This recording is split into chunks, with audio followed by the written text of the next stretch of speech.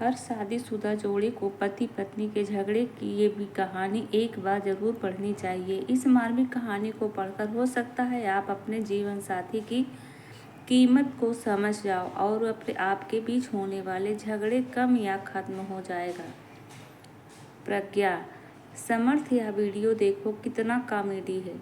Samarth, please Pragya please मुझे मेरा काम करने दो, मुझे परेशान मत करो। ऐसी फालतू बातें सुनने के लिए मेरे पास तुम्हारे जैसा फालतू वक्त नहीं है।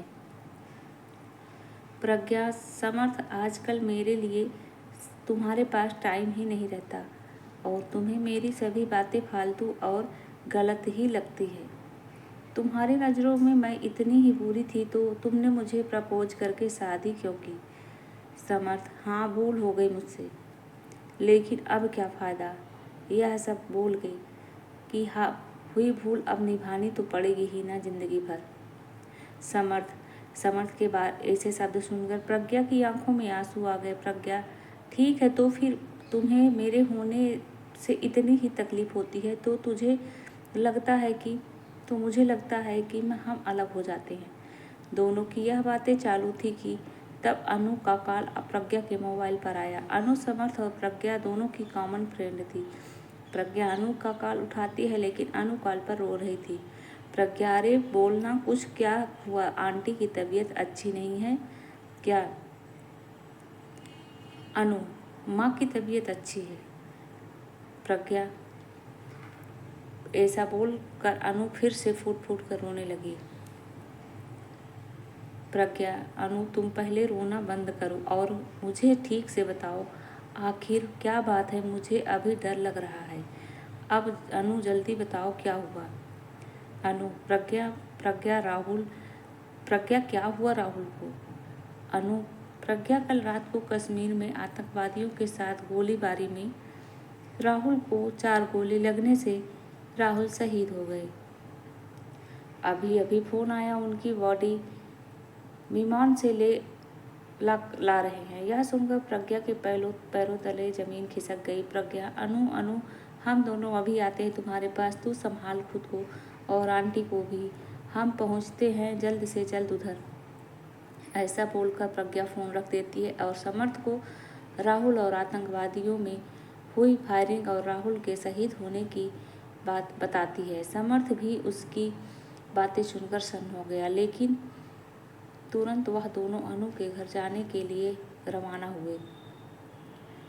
अनु के घर पहुंचते ही दरवाजे में ही अनु प्रज्ञा के गले लगकर रोने लगती है। अनु, प्रज्ञा कल सुबह ही तो हम तीनों ने उनसे बात की थी वीडियो कॉल पर। वो कह रहे थे कि छुट्टी सेक्शन हो गई है और अगले सप्ताह वो घर आ रहे हैं। यह बातें बोलकर वह कितने खुश थे और रात को अचानक ऐसा क्या हो गया? प्रज्ञा, संभाल खुद को, तुम्हें तकलीफ होगी, प्लीज संभाल खुद को। तू अपनी हिम्मत खो देगी तो आंटी को कौन संभालेगा? अनु, अब मैं क्या करूं? खुद को संभाल कर मेरे जीने की वजह ही मुझसे दूर चली गई।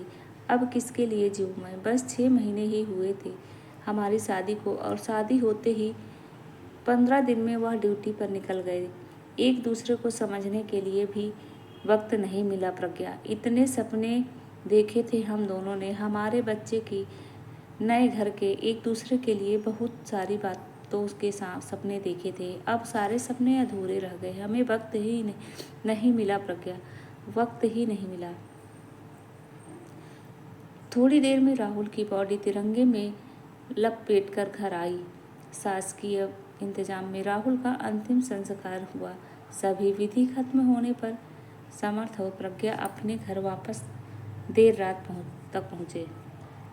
प्रज्ञा, समर्थ तुम खाना खाने वाले थे क्या? मुझे तो भूख नहीं है। समर्थ, नहीं, चाय बनाओ, बहुत सिर दर्द हो रहा है। कुछ समझ में नहीं आ रहा है। प्रज्ञा दोनों के लिए चाय बना कर ले आती है। चाय पीने के लिए दोनों शांति से सोफे पर बैठते हैं। समर्थ, सारी प्रज्ञा, मैं सुबह तुम पर बहुत चिल्लाया। अरे क्या करें, वर्क फ्रॉम होम होकर भी इतना प्रेशर होता है और इस वजह से मैं इतना चिड़चिड़ा हो जाता हूँ कि उसका गुस्सा तुम पर निकालता हूँ। आई एम सॉरी प्रज्ञा। प्रज्ञा, समर्थ तुम सॉरी मत बोलो, मैं भी गलत थी, मैंने भी ज़्यादा ही बोल दिया था कि हमें अलग हो जाना चाहिए, मुझे ऐसा नहीं बोलना चाहिए था। समर्थ, प्रज्ञा तुम्हारा गुस्सा भी सही है, मैं तुम्हें वक्त दे पाऊँ इतनी सी तो तुम्हारी इच्छा होती है। प्रज्ञा, हाँ लेकिन मैंने भी तुम्हें समझना चाहिए था।